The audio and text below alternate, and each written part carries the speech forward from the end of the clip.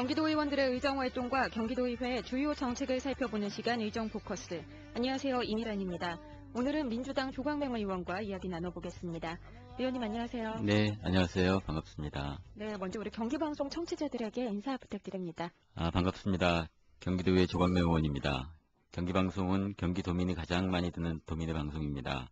특히 우리 화성 지역의 청취율이 가장 높은 것으로 나타난 방송인데요.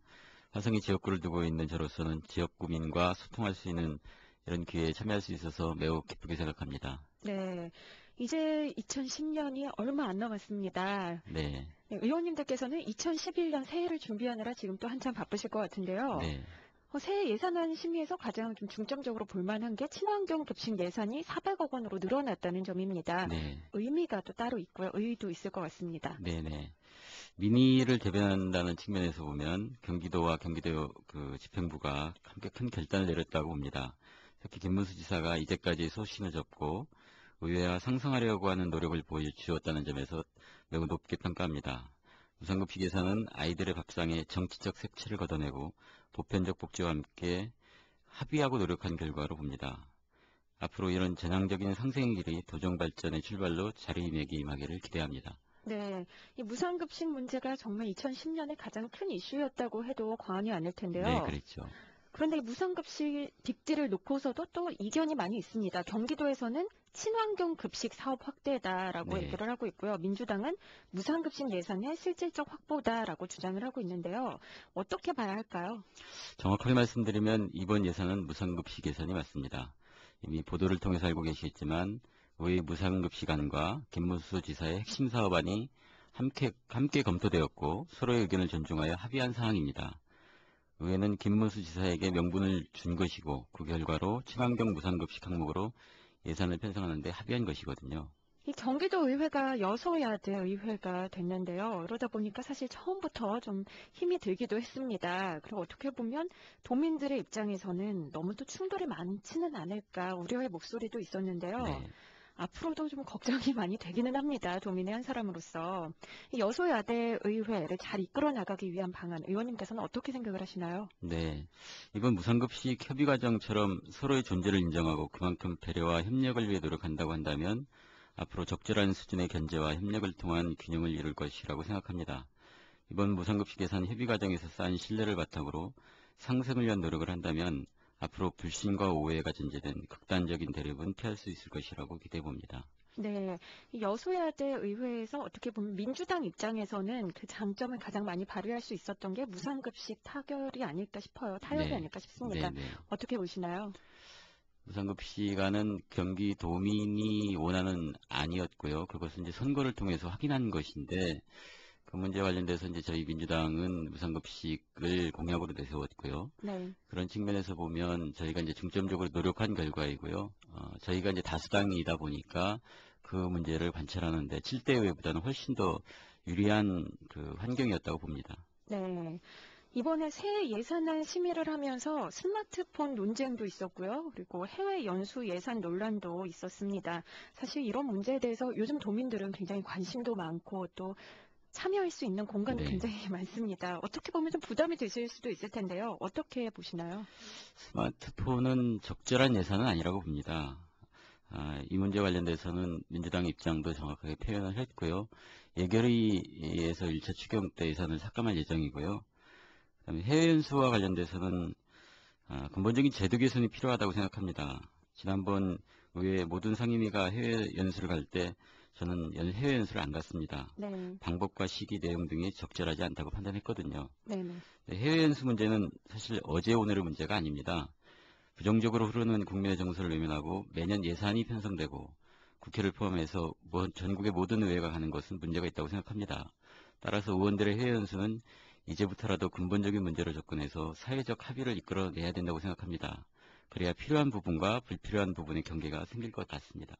네, 의원님 상임위원회가 또 건설교통위원회에도 소속이 돼 있으시죠? 네. 지금 GTX 사업이 어떻게 추진되고 있는지 궁금해하는 도민들이 많습니다. 어떤 네. 부분을 먼저 살펴봐야 할까요? GTX 사업은 두 가지를 검토해야 된다고 생각합니다. 첫째는 이제 예산의 문제이고요. 두 번째는 방제, 즉 안전의 문제입니다. 예산의 문제로 보면 GTX 사업은 민자 사업의 우려를 고스란히 담고 있습니다. 추가 비용의 문제는 반드시 확인하고 사업 확정과 사업자 선정 시에 반드시 사업 조건에 명시해야 된다고 생각합니다. 안전의 측면에서 보면 GTX는 지하 40에서 60m의 고속으로 달리는 형태이거든요. 사고에 대한 대비는 최악의 상황들까지 검토해서 현재 검토하는 걸 보면 단순 기계적 결함 정도의 수준에서 방제 대책을 고민하고 있는데, 사실 사고라고 하는 게 의도적이고 고의적 사고에 대한 대책도 함께 검토를 해야 되는 문제이거든요. 네. 그 문제와 관련돼서는 지금 조금 간과하거나 소홀한 측면이 좀 있습니다. 네, 예산 문제와 안전에 대해서 검토를 해야 된다고 말씀을 하셨는데요. 네. 사실 좀 궁금한 게 이 GTX가 계속 착공이 된다라는 얘기는 들었는데 지금 어떤 과정으로 진행이 되고 있는지는 잘 모르는 분들이 많으시거든요. 네. 지금 어느 정도의 추진 단계에 와 있는 건가요? GTX 문제는 아시는 것처럼 김문수 지사가 GTX를 하겠다라고 얘기하고 계속 이제 진행되는 것처럼 비춰졌지만, 사실은 진행되는 것이 아니고 그 국토부와 지경부의 협의 과정을 거쳐야 되는 문제가 선결로 남아 있었습니다. 민재사업자들이 사업을 제안하고 있는 상태인데, 결국 핵심은 국토부에서 그 사업을 확정하느냐의 문제이고, 국토부에서 그것을 안을 만들었다고 하더라도 지경부와 KDI가 그것을 검토하고 그런 일련의 과정이 필요합니다. 지금은 이제 국토부에서 그 안이 확정되어 있지 않은 상태니까요. 네. 그 과정이 우선 순차적으로 필요한 문제라고 보여집니다. 네. 그 의원님의 지역구가 화성 동탄인데 이 지역도 역시 GTX 사업과 굉장히 밀접한 관련이 있는 지역입니다. 네, 이 지역 주민들의 의견도 좀 많이 들으셔야 할 것 같아요. 네, 네. 어떠신가요? GTX는 사실 그 동탄이 출발역입니다. 네. 저는 지역민들과 함께 GTX 사업이 잘 되기를 희망합니다. 그런데 용인경전철처럼 수요예치 고려나 추가 비용의 문제로 천문학적인 돈이 들어가는 블랙홀로 전락하지 않도록 GTX 사업을 검토하고 점검하는 문제는 꼭 해야 된다고 생각합니다. 의회가 의회 기능을 못했을 때 어떻게 되는지는 최근 이제 저희 화성시의 재정 악화 상황으로 야기된 학습 효과를 통해서 시민들이 잘 알고 있습니다. 네. 그러니까 총론에서 찬성하는 것과 강론에서 검토하는 것은 다르다는 것을 지역 주민들이 잘 이해하고 있을 거라고 생각합니다. 네. 지금 이제 의정 활동을 해 오시면서 네. 지역 주민분들에게 듣는 말씀도 참 많으실 것 같아요. 네. 가장 많이 하는 이야기가 어떤 거던가요? 제 지역구가 동탄인데, 동탄은 그 신도시입니다. 그래서 기존의 그 안정된 도시하고 다르게 지역 주민들이 정치적 성향 의식도 굉장히 높고요. 그래서 소통하는 것을 제일 첫 번째로 뽑고 있습니다. 네. 그러니까 그 지역에 선출직이 나가면 그 다음에 의원이 4년 동안 얼굴을 볼 수 없고 무엇을 하는지도 모르겠다. 그래서 소통을 좀 해달라라고 하는 게 첫 번째고요.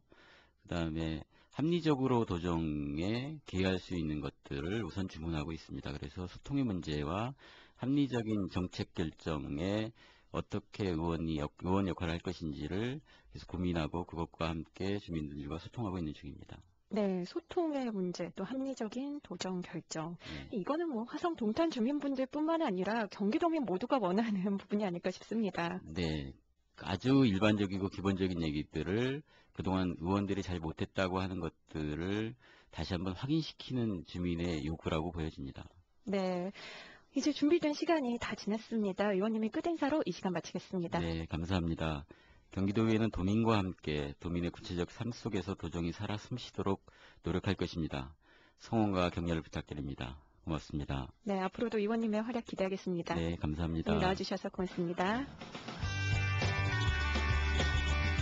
경기도 의원들의 의정활동과 경기도의회 주요 정책을 살펴보는 시간 의정포커스 조광명 의원과 함께했습니다. 지금까지 진행의 이미란이었습니다. 다음 시간에 뵙겠습니다. I'm coming.